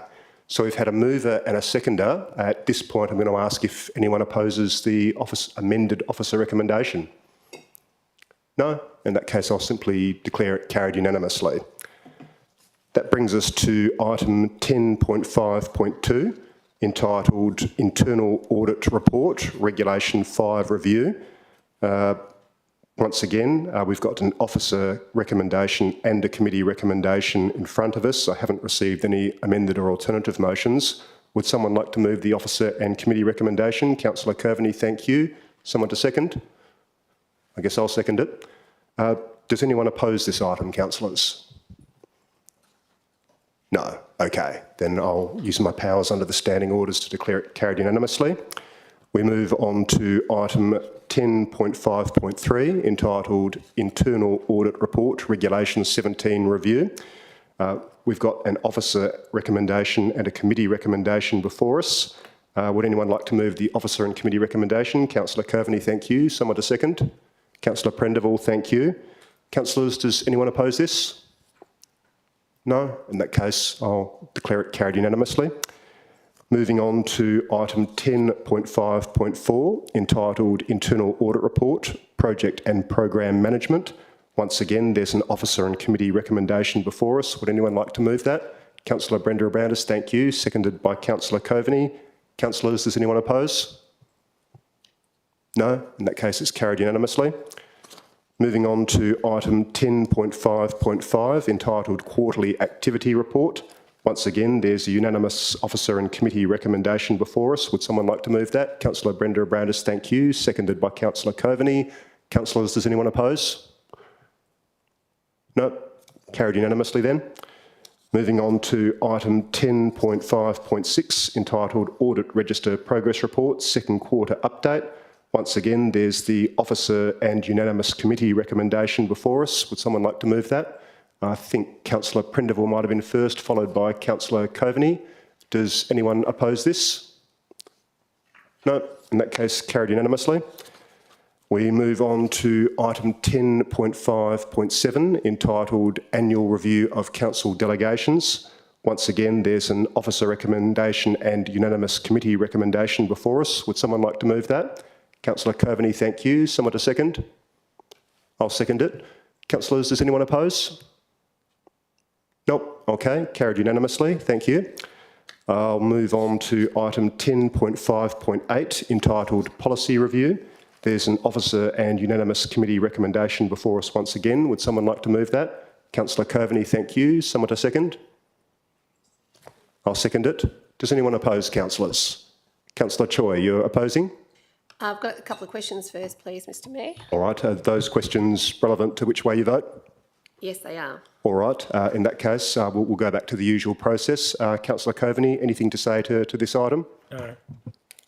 I don't have anything to say as seconder. Councillor Choi, fire away with your question. Thank you, Mr Mayor. So first of all, I'm just looking at the policy objectives and the scope. It mentions that the policy now applies to, or is proposed to apply to, trees located on land vested or managed by the city, including road reserves, parks and public spaces. But I can't find in the policy, within the policy statement, where parks and public spaces are actually discussed and how it's relevant to parks and public spaces and not only to verge treatments. Who should I send that to, folks? Ms Shaw? Thank you, Mr Mayor. So, for example, criteria on when it would be appropriate to remove a tree in a public space where we may be requested that from a member of the public. And did you have another question, Councillor Choi? Thank you, Mr Mayor, and to Director Shaw. However, under the criteria for, it says street removal. It says, I think it should be saying street tree removal. In any case, it refers to street tree removal. It doesn't refer to anywhere in there to parks and other public land other than verges. Ms Shaw. Thank you, Mr Mayor. So the criteria can still be applied given the scope of the policy includes verge treatments within the road reserve and all the trees vested in public open spaces. So previously we didn't have criteria on what would be appropriate if we received a request from a member of the public to remove a tree on public land, but we can use this policy for that purpose. Thank you, Ms Shaw. Any further questions, Councillor Choi? Yeah, thanks, Mr Mayor. Okay, that's just giving me something to consider. Under that then, criteria for street tree removal, which I understand can also be applied to parks and other public open spaces. one of the criteria is value, that the street tree has been assessed by the city to be of no ecological, amenity or community value. I'm just wondering whether the city can give an example of what type of tree would not meet any of these criteria. Ms Shaw. Thank you, Mr Mayor. I think the classic example would be a palm tree.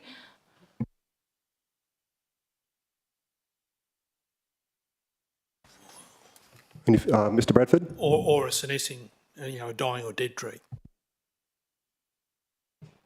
Any further questions, Councillor Choi? Yes, thanks, Mr Mayor, and again to Director Shaw. Just going back to policy statement verge treatments, it states that the city's preference is for verge treatments to be predominantly planted with native, low-growing, water-wise verge gardens and or lawn. The first part of my question is, why does that not also include a street tree on request? And what does low-growing mean? Mr Colgan. Thank you, Mr Mayor. Low growing is below 750 millimetres is what we're, in our verge guidelines, is what we're calling a low growing. So you still have a sight line from a vehicle, you can see over the top. Thank you, Mr Colgan. Mr Bradford? And I think a street tree is excluded from the plantings because they're dealt with separately. Thank you, Mr Bradford. Any further questions, Councillor Choi? Thank you, Mr Mayor, and to the directors and CEO. So in terms of that last comment by CEO Bradford that the verge street trees are dealt with separately, what other policy would that be dealt with if it's not going to be covered in here? Who should I direct that to? Mr Bradford. It's in that policy, but when it talks about plantings, it's not talking about street trees. Thank you, Mr Bradford. Any further questions, Councillor Choi? No, not at this point in time, Mr Mayor, but I like the policy, but there's some parts of it that I'm not comfortable with. Are you speaking at this point? Is this a question? Yes, I may have to speak, maybe raise a deferral on this policy. That's open to you. So councillors, so a procedural motion is being raised to defer this item, bearing in mind that this item has been opened for discussion and would have to continue at a future meeting. Which meeting are you proposing to defer it to, Councillor Choi? Next month is fine, Mr Mayor, just with the benefit of having some more time, because we didn't obviously raise this at the agenda. This item wasn't raised at the agenda briefing last week, so just having a bit more time to maybe discuss with officers offline some potential amendments or get some further clarification on some of the I might stop you there, consequences. Councillor Choi. It was raised at the Audit, Risk and Governance Committee, and there is a unanimous committee recommendation there. You can raise a procedural motion to adjourn it, but you need to tell me which meeting you're adjourning it to. Would the April OCM work for the administration? It's not a question of the administration, it's No, for you. it's Okay, well, April OCM then. all right. Then I need to see about a seconder, and because it's a procedural motion, seconded by Councillor Navard. Now, because it is a procedural motion, there is no scope for debate. I'm simply going to put the procedural motion that we adjourn item 10.5.8 to the April ordinary council meeting to the vote. Councillors, please cast your votes.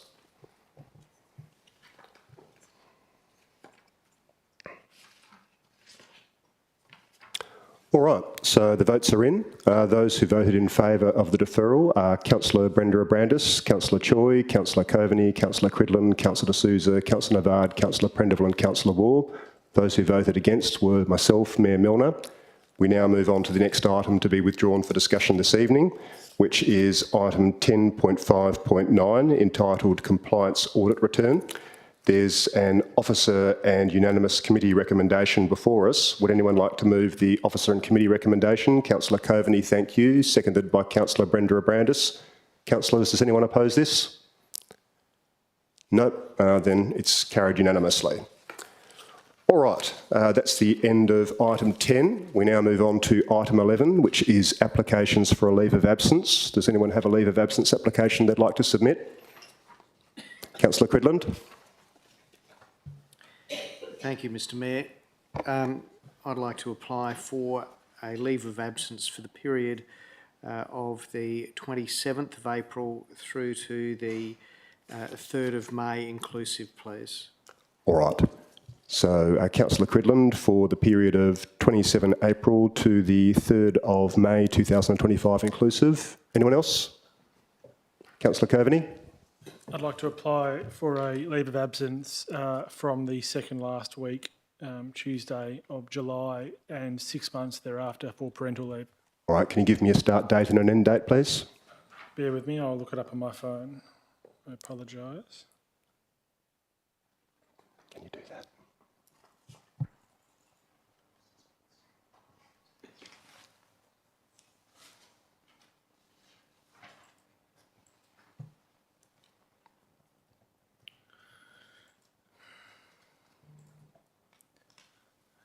It's the 15th of July 2025.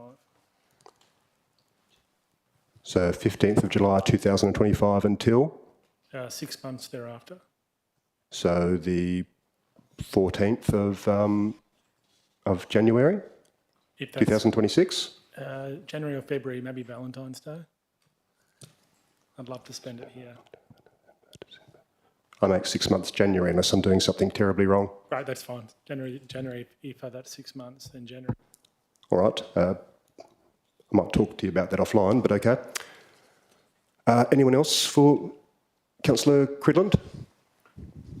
I'm pretty sure I previously had a May leave of absence approved, but it may make it easier if I simply say those dates, which was, I think, the 27th of April, and include that other period I had in May. So it would be the 27th of April through to the 17th of May.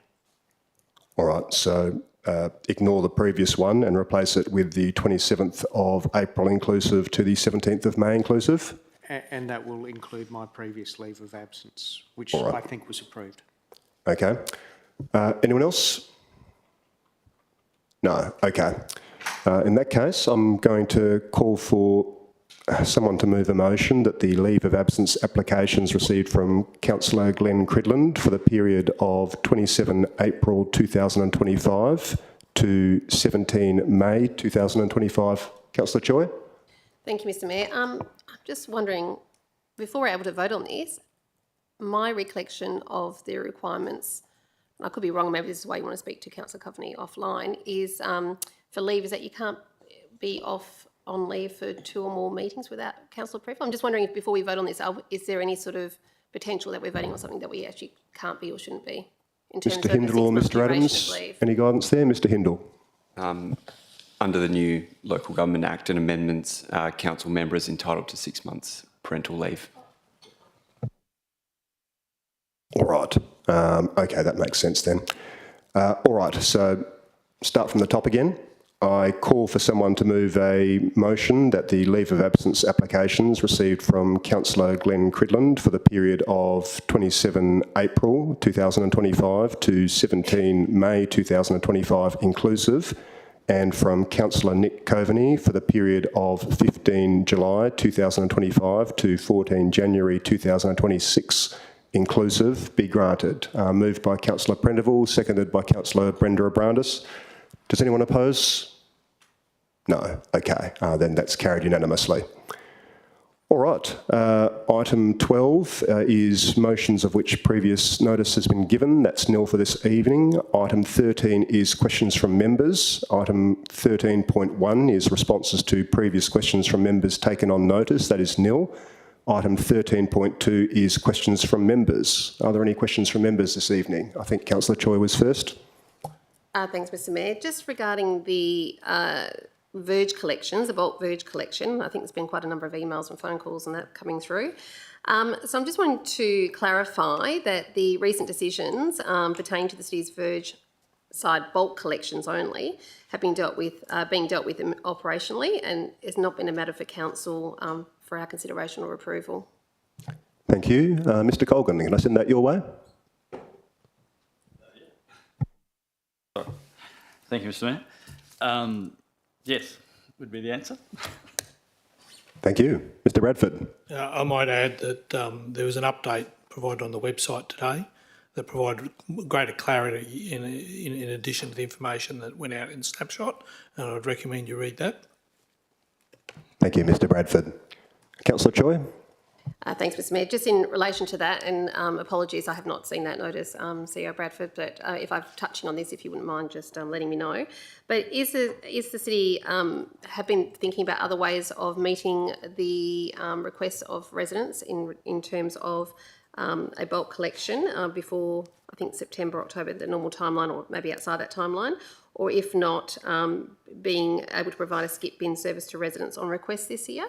Until such time as bulk waste management has been resolved. Mr Bradford?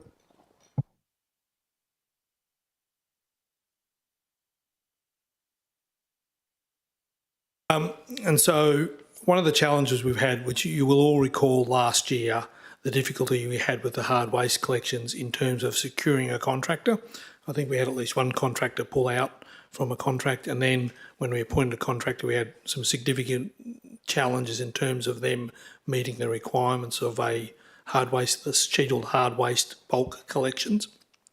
Our view is that there are no suitable contractors available to do that in the form that we used to do it, and so we are looking at how we can provide an on-demand service, and we are making good progress in terms of how that could be delivered.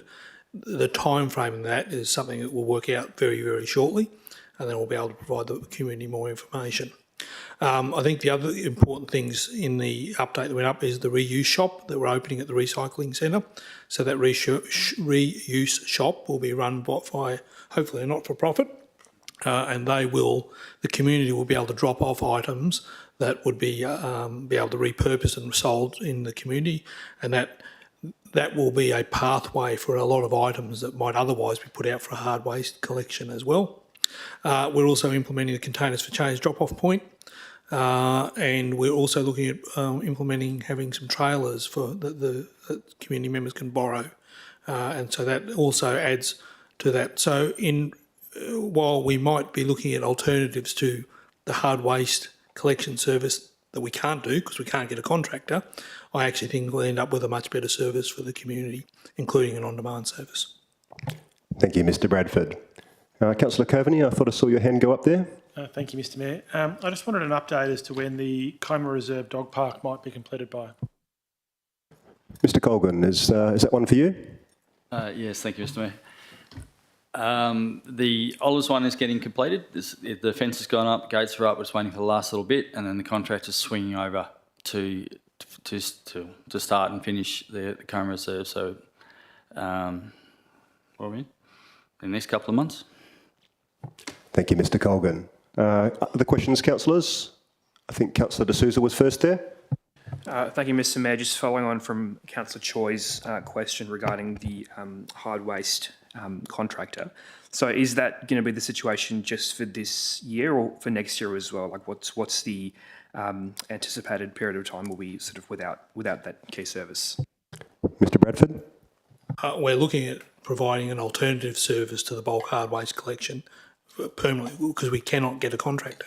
So it's not a case of delaying it. The reasons why, there are multiple reasons why contractors are not providing that service and not making themselves available is one is their capacity to scale to meet the needs of individual local governments, and also the requirements for traffic management when they do those, when they have to stop at multiple points along a street, have significantly increased the cost and complexity of delivering that service.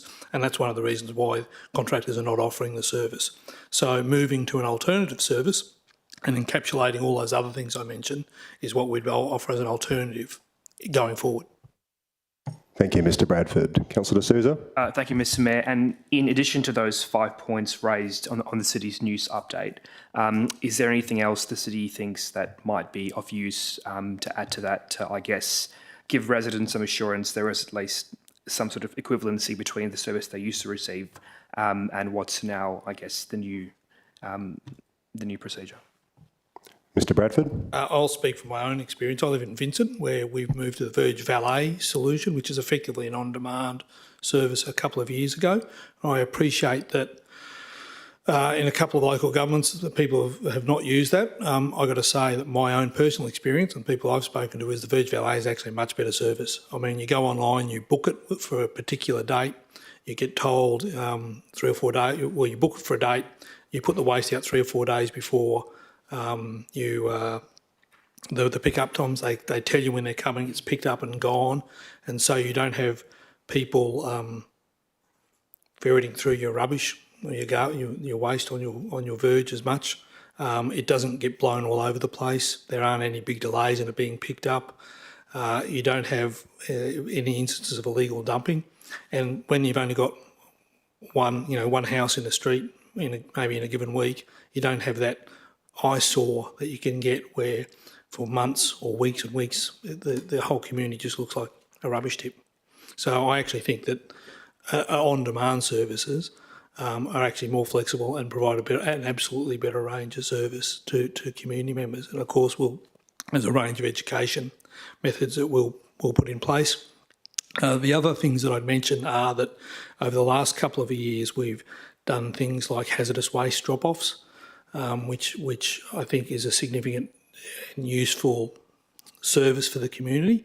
And I can't remember, we had tons and tons of hazardous waste, and so all of those things add up to what I think is a much better service for the community. And I think the reuse shop will be fantastic for the community as well. Thank you, Mr Bradford. Councillor Navard, I think you've been waiting there. Thank you, Mr Mayor. I've got a question relating to safety improvement works on the corner of Canning Highway and Lansdowne Road. And may Council know some details regarding the intention and nature of the improvement works that will be undertaken shortly in the vicinity of the intersection of Canning Highway and Lansdowne Road, please. Mr Colgan, is that you? Yes, thank you, Mr Mayor. Because the works are to the traffic device at the intersection of Lansdale and Canning Highway. So currently the traffic flow is from Canning Highway, left turn only, into Lansdale. The work is to seek to change the traffic device itself to make it larger, so to mitigate vehicles coming from Lansdale out into Canning Highway. That's what it is. So it's not changing any of the traffic flow, it's actually making that device bigger to make it safer. Okay. Thank you, Mr Colgan. Councillor Prendeville, you've been waiting patiently. Thank you. I was just wondering if there was any other updates on the Kensington Underground Power that we haven't heard recently. Mr Colgan or Mr Bradford? Arbery, Mr Lecoq, you might have a better update than I've got. Mr Lecoq. Through the Mayor, yes, we actually had a meeting with Western Power today, this morning. They indicated that they have finalised their costings and they are hoping for board approval to be forthcoming soon, and they were going to provide us with estimated costings, which we intended to use in the forthcoming budget workshops.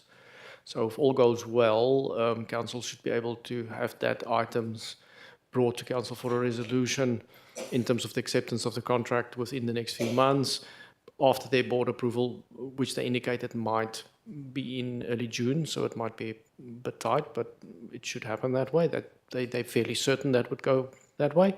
However, in terms of the costing, the modelling and so forth, our intention is to bring it to Council for deliberation as part of the budget workshops. Thank you, Mr Lecoq. Councillor Prendeville? Sorry, just following that, are we able to put that update on the city's website if it's not there already? Mr Bradford? I haven't checked. There was an update recently, but given that meeting just occurred today, I'm sure we can provide another update.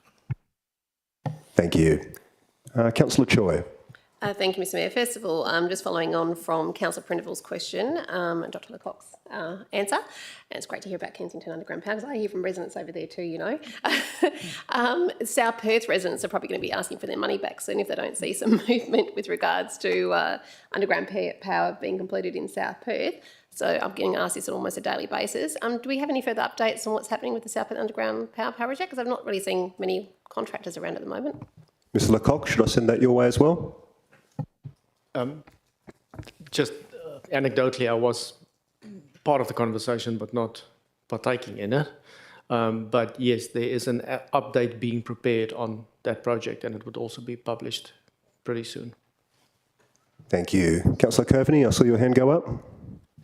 Thank you, Mr Mayor. Just following on from my dog park query, I wondered if there was provision made for the planting of trees and shrub at Coma Reserve for this new dog park, and if it's not in there already, can we put it in for budget considerations?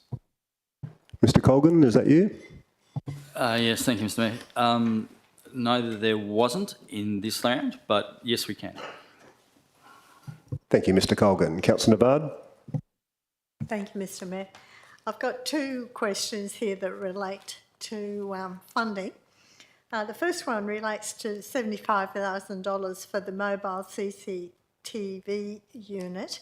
The city and community will welcome the re-elected MLA Mr Jeff Baker's prior commitment to the purchase of a mobile CCTV unit. Would the city please clarify how many mobile CCTV units it will have at its disposal with the purchase of this particular CCTV mobile unit? Mr Bradford.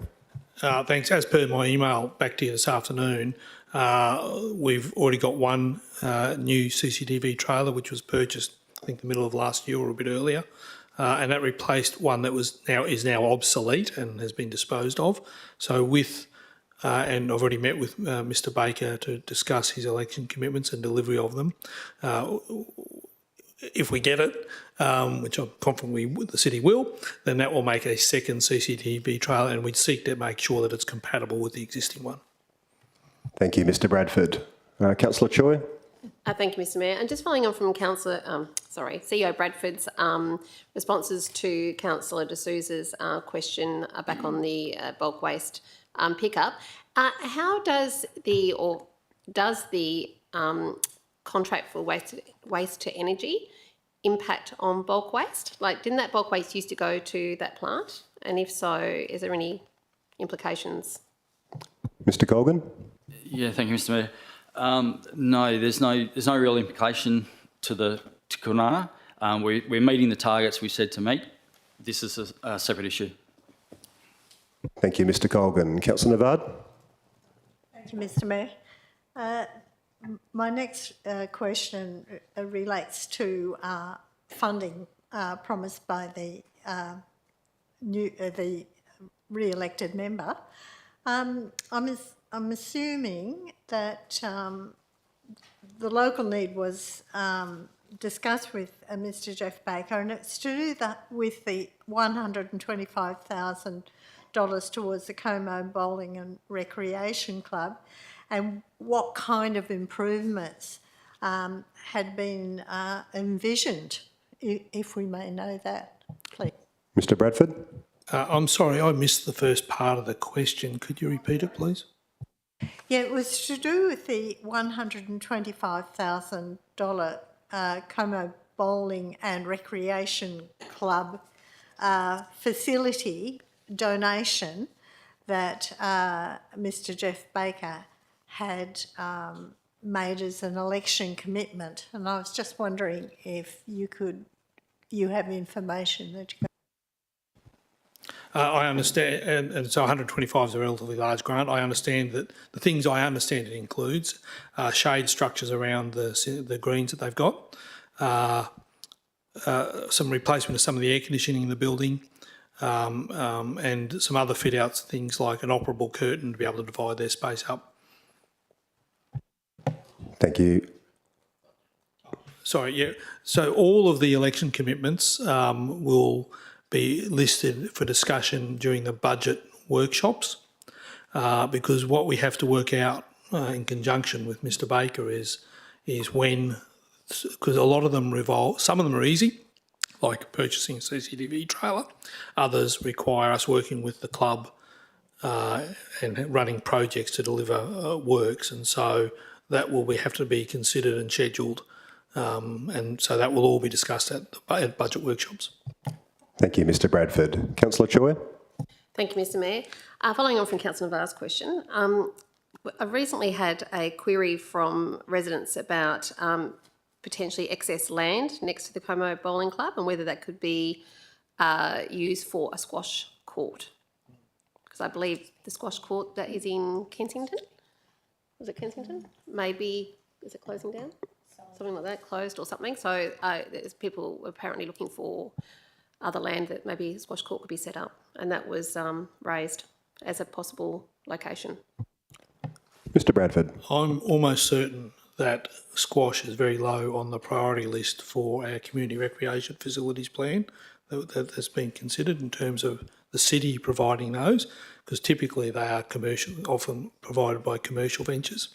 You are right that there is land around the Como Bowls Club, and I think as identified in a number of workshops, when the future, how that site could be developed to incorporate the Como Bowls Club and potentially other clubs, that would need to be considered at that point in time. But I'll stand corrected maybe from Director Shaw, but I can't see that the city providing a squash court would be a priority. Ms Shaw. Thank you, Mr Mayor. That's correct. It wouldn't be a priority, and typically they're not dealt with in community recreation plans because they're typically commercial in operation. Thank you, Ms Shaw and Mr Bradford. Councillor Navard. Thank you, Mr Mayor. This is a question, a sort of horticulture type question. Does the city use the technique used in the wheat belt to encourage the survival of trees in challenging dry conditions, which is to bury the trees up to their necks, up to 3/4 of the length of the tree, for when it's being planted? That's a very specific question, but Mr Colgan? Thank you, Mr Mayor. No, we don't use that technique. We're using some of the industry best practices, and arboriculture guidelines generally emphasise a good planting technique, which helps support healthy growth and reduce risk of disease and structural weakness. Thank you, Mr Colgan. Any further questions, Councillor Navard? I just have one more question. It's to do with palm trees. I know the city allows the destruction of palm trees on properties proposed for a new development. Does the infrastructure area have a similar policy towards palm trees? Please. Mr Colgan. Thank you, Mr Mayor. No. No, we don't. The city doesn't restrict removal of trees on private property unless there's a condition of development approval requires its retention. I believe that's correct. Mr Bradford, anything to add there?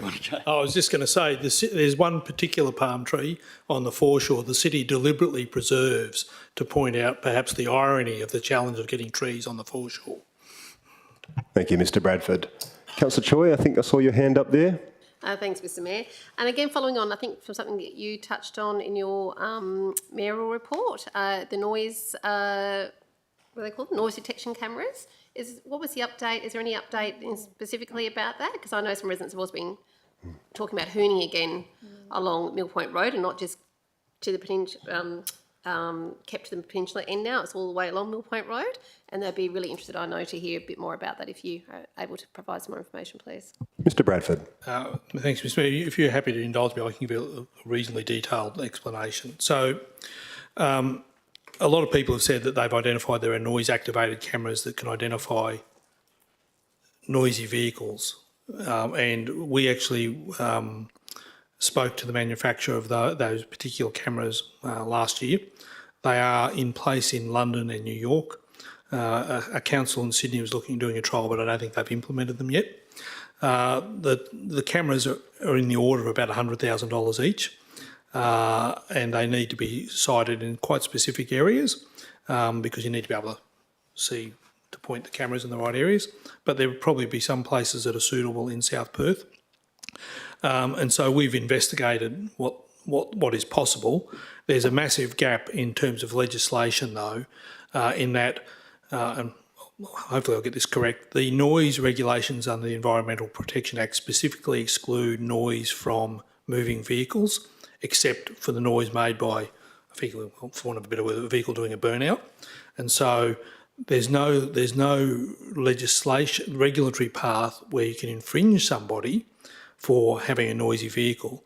And so the tests under the the Roads Act that can be imposed are for stationary vehicles. And so there really is a gap.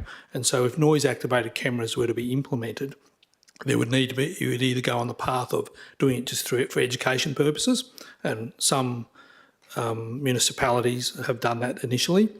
Others have gone down the path, such as in London, where they've established kind of like a local law in a specific area that deals with noise and it provides a legislative basis for doing infringement. So that's some of the background. So Mr Baker has announced, as part of a broader state government initiative, which wasn't just specific to South Perth, although South Perth was identified as a site, that the Cook government will look at implementing a trial of speed cameras. And so I'd be advocating for South Perth to put their hands up to participate in that trial. And so that's got to be done by the police, presumably. And so we will work with them if that trial progresses. But in order for them to be a truly effective mechanism for dealing with the issue, the noise from vehicles, they're still low. So I hope that helps, but it is possible, but still a lot of work to be done. Thank you, Mr Bradford. Councillor Choi. Thank you, Mr Mayor, and to CEO Bradford for that. At least it's a step forward, so that's great. What does the Coos Street foreshore works in collaboration with the state government entail, and how and when will community stakeholders be involved, please? I have had a few questions on that too, because I think there was an announcement, but there's been no further detail following that announcement. Mr Colgan. Thank you, Mr Mayor. We're still working through the detailed design. So the announcement was on the back of the conceptual design. At the moment, we're still working through detailed design. So it is the changes to the foreshore, making it more natural, reducing some of the river wall that's failing, essentially loosely from the flagpole up to Dertamaya. That's the area that we're focusing on, or the grant was focused for. Thank you, Mr Colgan. Any further questions, councillors? No. Oh, Councillor Cridland. I saw on TV the last couple of nights a story about a wasting disease affecting magpies in Perth, causing them to die, a horrible death. I was just wondering whether or not we had encountered this disease in South Perth and whether it was going to affect other species other than the magpie. And the question is to Acting Director Colgan, and of course, if you don't know the answer off the top of your head, I'm sure you can get back to me at some stage. Mr Colgan. Thank you, Mr Mayor. Thank you very much, Councillor Cridland, for the question. You are correct. I don't know off the top of my head, so I will have to get back to you on that. But I'm not aware of anything like that. I know there is with bird flu around the world, which is a rather impacting quite a lot of birds. I think my opinion is I think we've been quite lucky so far, and it hasn't really got to us. Potentially it's something like that, but I'm not necessarily aware of anything. But I can seek and find out for you. Thank you, Mr Colgan. Any further questions, councillors? No. Okay. All right. That brings us to item 14, which is new business of an urgent nature introduced by decision of the meeting. That's nil. Normally we'd proceed to item 15 at this point, but since it is Mr Bradford's final meeting, is there anything that you'd like to say, Mr Bradford? Thanks, Mr Mayor. Look, I'll be very brief. Thank you for those kind words earlier. I've genuinely enjoyed my time at the City of South Perth, and I hope I've made a positive contribution. I mean, one of the important things that a CEO in a local government does is to implement the decisions of council, And I want to thank Council for the support and leadership they've shown on some really key decisions, and I want to highlight a couple of those. One of them was the golf course redevelopment tonight. I think that's going to make a significant difference to our community if that project proceeds, so I'll be looking forward to watching that from the sidelines. The Dome Cafe, which are repurposing a effectively building we were otherwise going to demolish, and it is now a flourishing Dome Cafe, is I think a great asset for our community, and that the leadership shown by Council in approving that is extraordinary. And I think the big one is the transition of Collier Park Village to Amana Living. I mean, that was a really tough decision for Council, and I'm pleased that we could work with Council to get to that point, because I think it's probably the biggest decision that will shape the future of this city for the next 10 or 15 years in terms of financial impact. I also believe that over time, the residents at Collier Park Village are going to end up with a much better village and amenity and services, although time will tell on that matter. So, you know, those things have been really tough decisions for Council to work through, and I thank you for your leadership in that. I guess one other point I'd like to make is the services that local governments deliver are very diverse and really complex. And most people, and I suspect even councillors and even some directors and managers, probably aren't aware of all the range of services that we deliver, that the local government delivers across our community, and just how important they are to the community. And sometimes they might even be taken for granted. But those important services can only happen when they're delivered by committed professional staff. And I've got to say that I think, sadly, I've now got more than 40 years' experience working in public sectors across the Commonwealth, other countries, the state government and the private sector. And I think the employees at the City of South Perth are some of the most dedicated, professional, capable people I've come across in terms of my public career, and it is a credit to the city and our community of the services that they deliver, and I'm sure that they'll continue to do so in the future. So, thank you. Thank you. Thank you, Mr Bradford, and thank you once again for your service to our community. Councillors, at this point, we've got two items on the agenda in item 15, which is when the meeting is closed to the public. So I'm about to call for someone to move that the following agenda items be considered in closed session in accordance with section 5.23, subsection 2 of the Local Government Act 1995. They are 15.1.1, Councillor Code of Conduct, and 15.1.2, Appointment of Acting Chief Executive Officer. Councillor Choi? Thank you, Mr Mayor.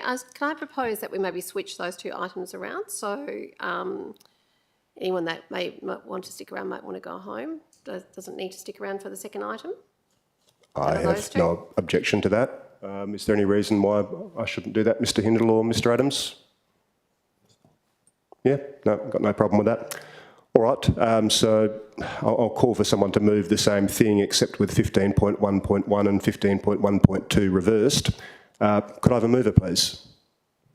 Councillor Navard, thank you. Someone a second. Councillor Waugh, thank you. Councillors, does anyone oppose us going behind closed doors for those two items?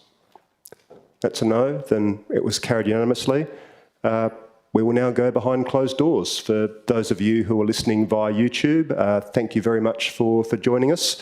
There won't be anything other than the closure when we come back into open session, so you won't be missing too much other than the declaration of the vote. We will now go into closed session.